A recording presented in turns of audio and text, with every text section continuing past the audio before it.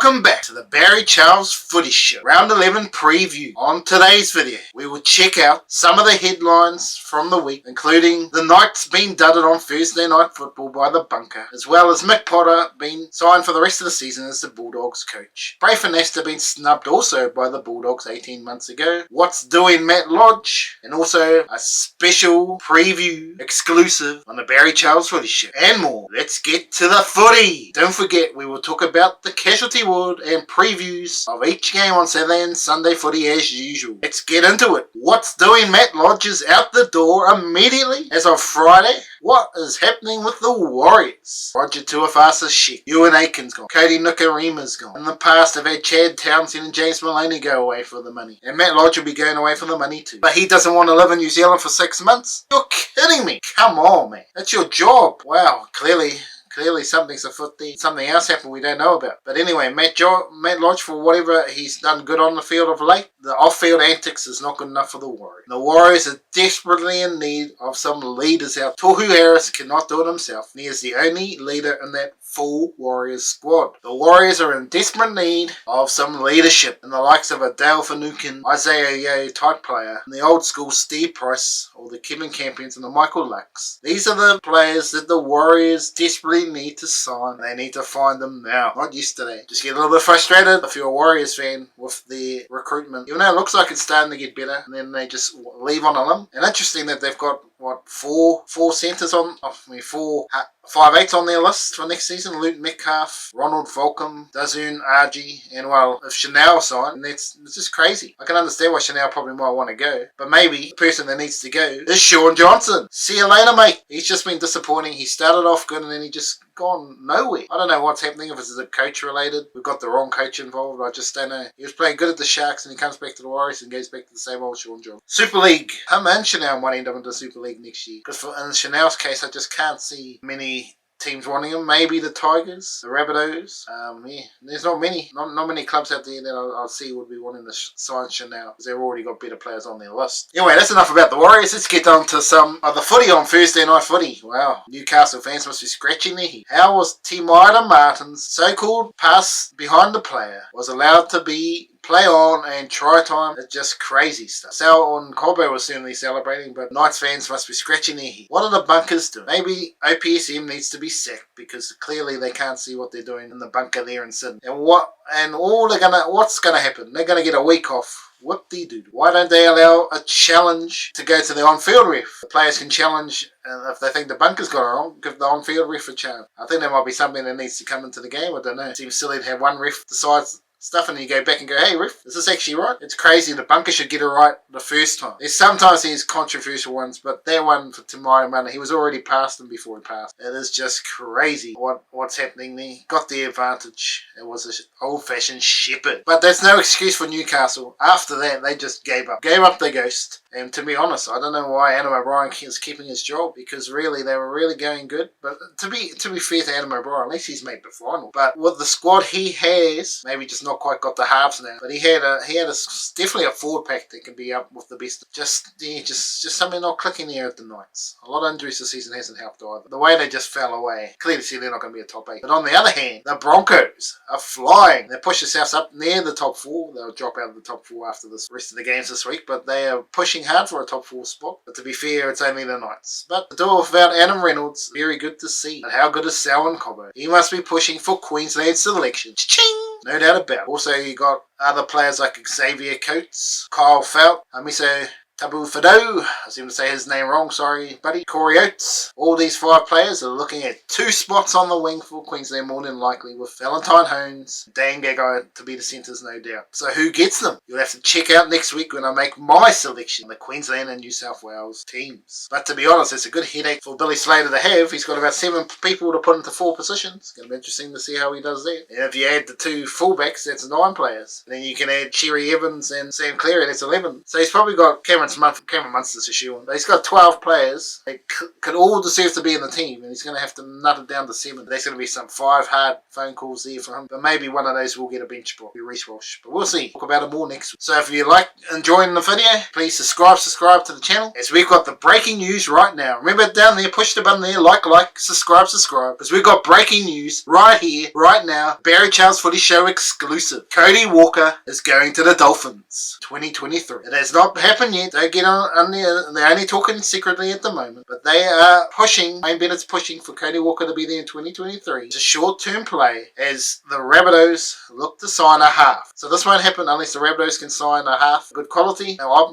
my mail is going to be Sam Walker. They're going to go for. There's going to be a few other teams looking for Sam Walker today shortly, but that Cody Walker could easily be at the Dolphins next season if the Rabbitohs can find a replacement. And obviously the Rabbitohs haven't had much luck lately they've lost a couple players to the Roosters, and Angus Crichton, Joseph Sawali, so this would be a kickback to Nick Politis if they could bring back the likes. There's 2 options here. There's Sam Walker and there's Luke Keary. Now, that's the other tick here in the box. Could be a little bit of shuffling around here to get 3 clubs into. If Luke Cleary goes to the Rabbitohs, Cody Walker to the Dolphins, that gives the Roosters. I don't think Munster would go there, but there's a play Cameron Munster for the Roosters. Now, does that solve the number 7 problem? No, but they would probably just say, Sam Walker, you stay at 7. So this is going to be the interesting times ahead. I believe one of the Roosters players is going to be gone next season, and it might not necessarily be Sam Walker. It could be Luke Keary to the Rabbitohs. Just watch this space, because they're in a little bit of salary cap trouble there, the Roosters, so it's going to be interesting to see where the dicks fall at the end of this season. Mick Potter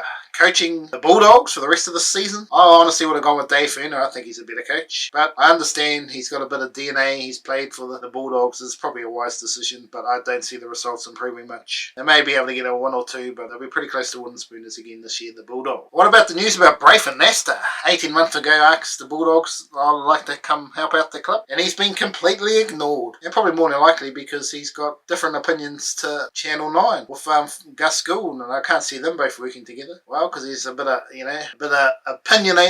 opinionated differences here, but we'll see. Brafen Nasta, you never know, one day. What about all this talk about Trent Barrett being an excellent coach? Oh yeah, you win what was it? 15% of your games, and you're a great coach. Oh come on. Even Steve Hansen goes, he's one of the greatest young coaches I've ever seen. Well, if he was a great coach, why does he have a record like Scott Robertson in the Rugby Crusaders? He doesn't have that, or the Craig Bellamy results. If he was that great a coach, they would have happened by now. It's not. Okay, Bulldogs, no doubt about it. You can't say they're going to be like a top 14. It's just out of this question. But in that squad, there's enough for them to be a mediocre 8th team. More than likely, probably about 10 to 12 is probably where they rank. If you're looking at the players, they have the opportunity to get that high. But it's getting the best out of your players. And that is what's cost Trent Barrett his job. He cannot get those lower players up to a higher standard like a Craig Bellamy. And I mean, you could rattle 100 lists off here, but let's look at it. Cooper Cronk, he was just on the bench to start off with, and then next minute, as a hooker, next minute, boom, he's a halfback. Jerome Hughes come as a fullback, and he was struggling, and then boom, he's gone into halfback. And you got old school players like Brian Norrie and Dale Finucane come run the clubs, and they were struggling, and next minute they turn into like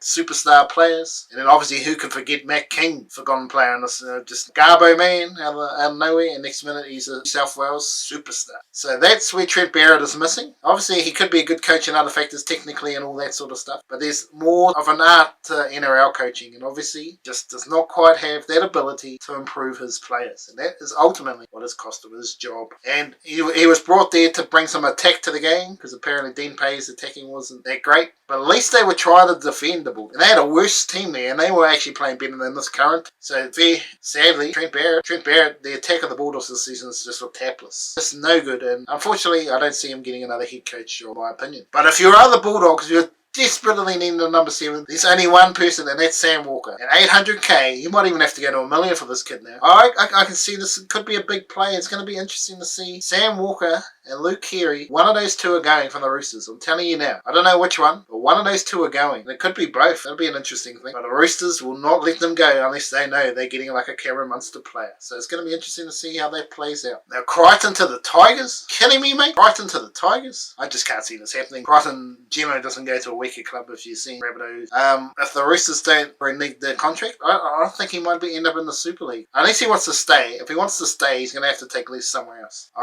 really can't see anyone paying him overs. He'd be 600k sort of player. Could even be less, to be honest. He hasn't really been outstanding for the Roosters this season. He probably won't make Origin either. So yeah, for me, yeah, I think he's more likely to stay at the Roosters. So I think there's going to be a bit of juggling around. Might sneak him under the cap. But if not, it's going to be interesting to see if the Tigers will get him, because I think he'd want to go to a stronger club. Maybe Melbourne will have a play, because they're going to have some bit of money on their hands with all these players going. So maybe he might go to Melbourne. There's a one for you. Whether he wants to leave Sydney, that'll be the biggest question. Well, let's get to the casualty war. What's happening here around Lebanon? Well, unfortunately, obviously the biggest one in New South Wales can't take a trip. Now Finucane out for 4 to 6 weeks with a knee ligament injury. Now, already got Cameron Murray out of Origin 1, Ryan Pappenhausen, Latrell Mitchell, Victor Radley. There's at least 4, if not all 5 of those players were going to be in the Origin team. It's going to be an interesting selection process. But the one thing New South Wales have always had is a whole lot of second rowers, so they really don't have any problems replacing those players. They've still got Isaiah, Liam Martin, and a whole lot more, so they're pretty safe in their position. Even with Bradman Best out of Thursday night's game, injured with his elbow,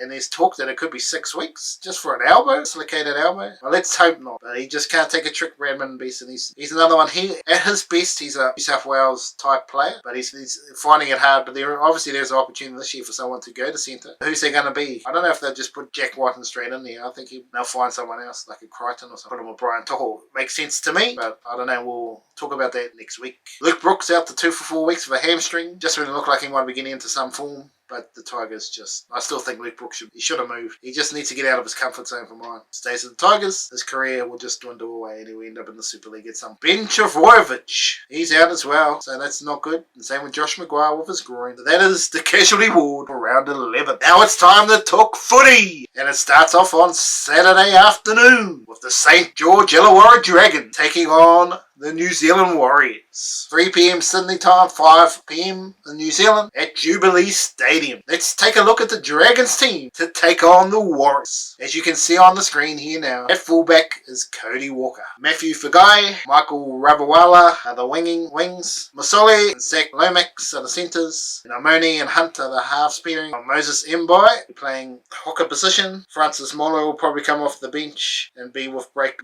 Lowry. Jack Bird, Jack Kowalski and Jack Bellin. On the bench is Jaden Sullivan, Tarek Sim, Aaron Woods. Probably, we're not sure who's going to be. There's going to be a few changes in the squad here, the Dragons, I believe. Also, George Burgess might come into the team here. And Tyrell Sloan, he's been left out again, dropped after just 1 game. There's no faith in him, and it's disappointing from Anthony Griffin not to give faith to the young players. But that is the Dragons team. Now let's check out the Warriors team to take on the Dragons. Fullback Reece Walsh. He needs to put in a big game, and he needs to deliver the man of the match performance. Say to Queensland selectors, release later, I'm your man. Because Kalen Ponga isn't delivering. Reece Walsh has been fairly consistent, but again, in a battling team, same with Kalen Ponga, finding it hard to prove themselves as absolute. Now, Dallin and Montoya are the wingers. The centre pairing is Varley and Adam Pompey. There could be some changes there. Darjun Arce and Sean Johnson, the halves.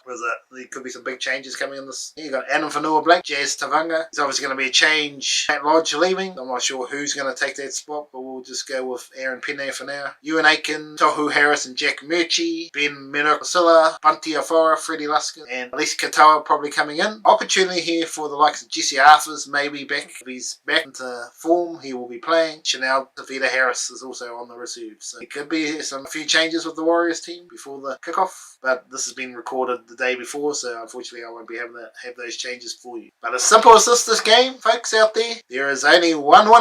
And that winner has a chance at semi-finals. The loser, to me, this season's done. Warriors have a big opportunity here because they're still in the hunt. So are the Dragons, but if they lose, their season is just dwindling away. I can't really see any of these clubs winning 3 in a row. It'll be a struggle for them to win 2 in a row at the moment, but yeah, they need to keep themselves in chance with the top 8 because you've got a team like Manly outside of the top 8 if they want to jump back into the top 8 depending on the result Friday night. But that's the problem for one of these teams. The loser for me, season is over. So you want a prediction? Well, I can see the Dragons winning by heaps, but I have to stay faithful to the Warriors and say they'll win by 6 points with Reece Walsh, man of the match. The second game on Saturday Night Football is one of the big games of the round. Cowboys trying to be contenders, not pretenders, against the Melbourne Storm. But there is a big question mark over the Melbourne Storm halfback if he's going to play on. But let's check out the Cowboys teams. They play their home game at Queensland's Country Bank Stadium, 5:30pm, New South Wales time, 7:30pm in New Zealand. Let's check out the Cowboys team to take on the Storm. But as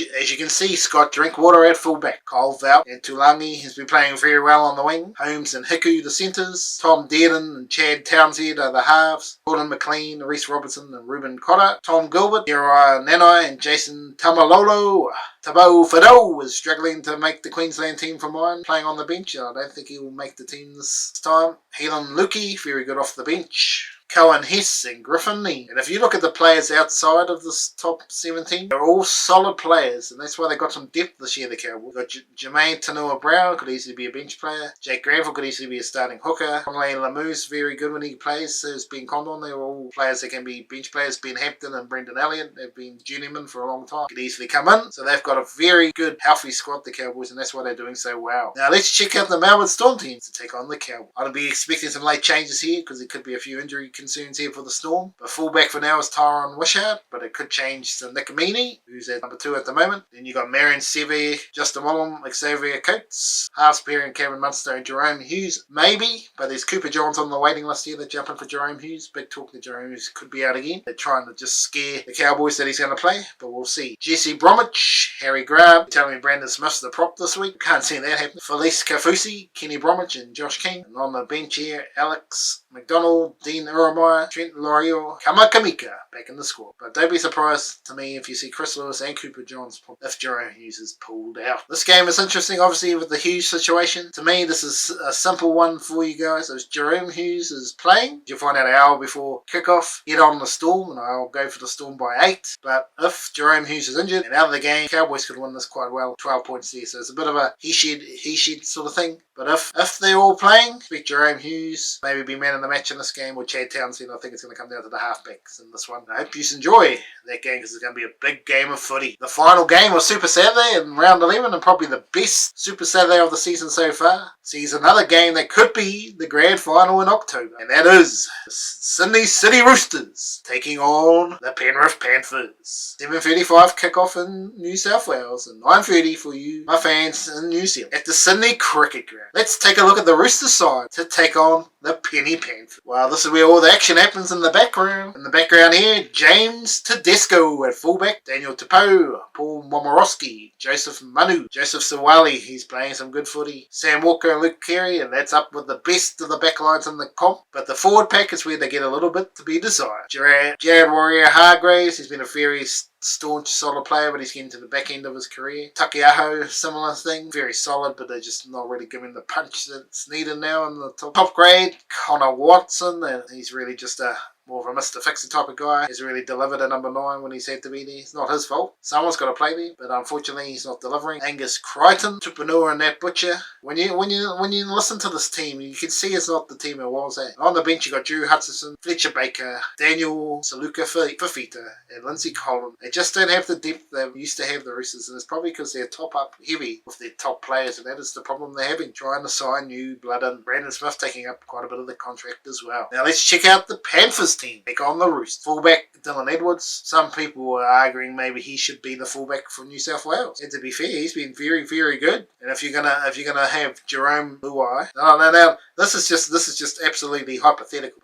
I'm gonna talk about this next week. But I'm just saying, Panthers fullback Dylan Edwards, Jerome Luai, Nathan Cleary, Appy Coruscant, and Isaiah Yeo. 5 players. Panthers. Boom. Crichton, Brian Tohol. Boom. That's 7 players. I'm not saying it's gonna happen. Yeah, that's it. Sorry, 6 players. Could be in the New South Wales team if they wanted to go that way. I can't see it happening, but imagine that if that's what they ended up doing. Now, J.S. Tedesco, he's the captain, so he's not going to get dropped, but it'll be an interesting way to go, because you could just keep playing them for year after year after year after year in the combination. And if Penrith keep playing the way they are, Penrith could be on a dynasty to 5 wins in a row. At the moment, they're looking that good, but it's whether or not they keep all their players. Talks that Crichton and Tohol could be out the door, so it's going to be interesting. Charlie Staines, because he keeps getting dropped all the time, maybe he'll be the one going. But back to the team, Dylan Edwards at fullback, Taylor May and Brian Tohol leaving out Charlie Staines, who's a very good player, so I can't see him. He surely should go somewhere else. But then you want to be in a premiership team, you maybe have to stay there. Tago Crichton, centre pairing, Jerome Luai and Nathan Cleary. Ossie Lealto and James Fish-Harrod are forgotten about,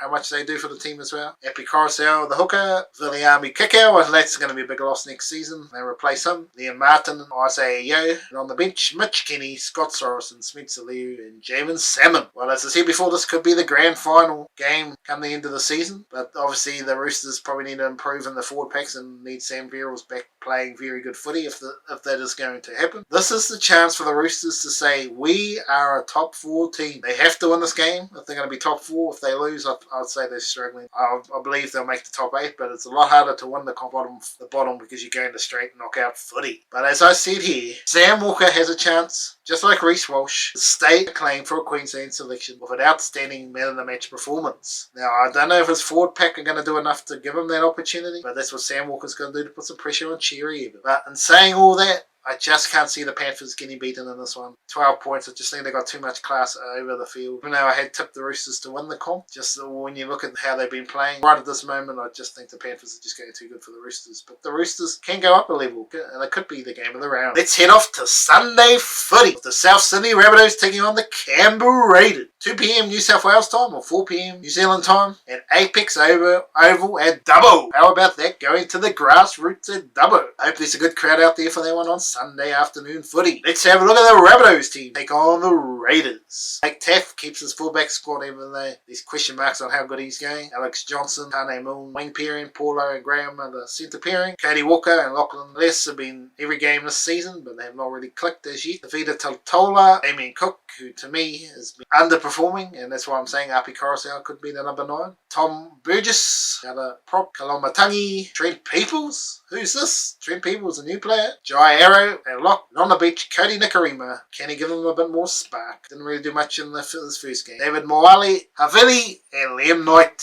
But there's no room for the Shack attack. Shaq Mitchell can't seem to get a game, even though the Rabbitohs are struggling. Why wouldn't you just at least give him a go? Let's check out the Raiders team to take on the Rabbits. Chance Nickel Clockstand at fullback, Kotrick, Jordan Rapana, wingers, Moko and Chris are the centre pairing, Jack Whiten is back, and no Brad Schneider. He's actually started to find some form, and then he's dropped from Matt Frawley, who's old. I just don't understand that one at all. Absolutely got no clue why that's happening. But anyway, it's sticky for you, and that's why he doesn't get them to the finals. Josh Papali and Joseph Tapane are the prop pairing, maybe the best 2 prop pairing in the game at the moment, and they're right down near the bottom of the table. And you got Zach Wolford. Well, how about that for a debut for the Raiders last time? You know, he's an older debuter, but to see him hugging his dad after the game with some tears shed, it was great to see the former great and his son playing for the same club. It's great to see. It's great to get a win on debut for Zach. Also, the Hudson Young, Elliot Whitehead, Awera Naira, Locke, Tom Starling, Ryan Sutton, Xavier Savage, who I still think should be in the starting, and Corey Hosberger. Adam Elliott pushing. Can the Raiders do it again? You betcha they can. And they could put a score on too. And I'm expecting a 13-point win in for the Raiders. Jack Whiten delivering the man of the match performance as he tries to push his claims for a New South Wales jumper. The final game of a Sunday afternoon footy or night footy, depending where you are in the world. Gold Coast Titans versus the Sharkies. Roughly a 4 p.m. kickoff in New South Wales, or just after 6 in New Zealand at Seabus Super Stadium. Let's check out the Titans team to take on the Sharkies. Jaden Campbell gets another go at fullback. Corey Thompson, Philip Sammy, Essen Masters and Jermaine